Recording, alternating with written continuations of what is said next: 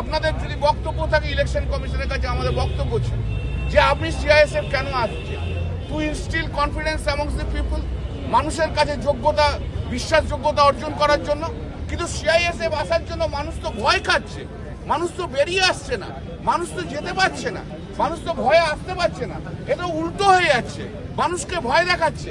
BJP নেতারা যা বলছে তাতেই সিআইএসএফ তাদের পিছনে পিছনে দৌড়চ্ছে। গ্রামের মধ্যে যে সিআইএসএফ দৌড়চ্ছে, থ্রেট করছে, মহিলাদের থ্রেট করছে, গ্রামের মধ্যে ঢুকে যাচ্ছে, থ্রেট করে দিচ্ছে। লাইনে যখন কিউতে দাঁড়িয়ে থাকে, লোকে ভোটার দাঁড়িয়ে থাকে, তখন সিআইএসএফ যে থ্রেট করছে, বলছে পদ্মতে ভোট দিতে হবে। তা সিআইএসএফ কি হবে? সিআইএসএফ একদম এজেন্ট, পশ্চিমবাংলাতে এসে সিআইএসএফ বিজেপির এজেন্ট হয়ে কাজ করছে। ভেরি ইম্পর্টেন্টলি যে কথা বলা হয়েছে সেটা হচ্ছে সিআইএসএফ কে কন্ট্রোল করছে কে?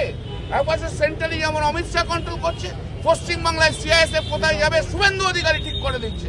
শুভেন্দু অধিকারী বলছে কোথায় সিএসএফ যাবে, কোথায় Suvendu Adhikari leader of the opposition কে, কোথায় বিএসএফ যাবে। শুভেন্দু অধিকারী বলছে কোথায় ইডি যাবে, শুভেন্দু অধিকারী বলছে কোথায় সিএসএফ যাবে।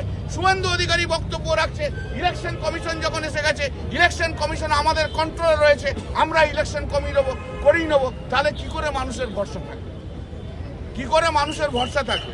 ইলেকশন কমিশনের কে দোহাই দিয়ে যদি বিজেপি তাদের এজেন্ডা ফুলফিল করতে হয় করে, তাহলে তো নিঃসন্দেহে আমাদের বিশ্বাস থাকবে না।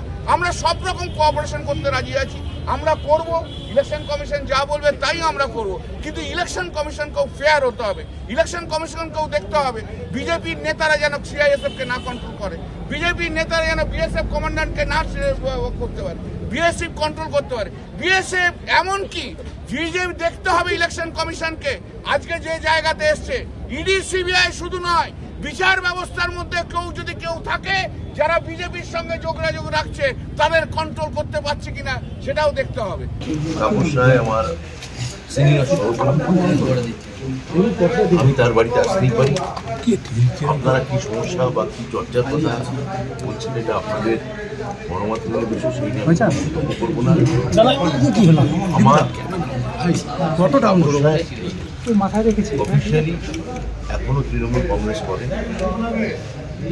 আমি আমার দল করি, ফলে আমি আমার সহকর্মীর বাড়িতে আমি তো আসতেই পারি। এখনো কেন বলছেন? উনি কি ছেড়ে দিচ্ছেন? আমার কাছে এরকম কোনো কি খবর নেই, উনি ছাড়ছেন কি ছাড়ছেন না, কিন্তু ওনার বলার কথা, আমার বলার কথা নয়। আমি আমার দলীয় সহকর্মী এবং আমার লাগোয়া বিধানসভা বড় তার বিষয়, আমি তো তার কাছে আসতেই পারি।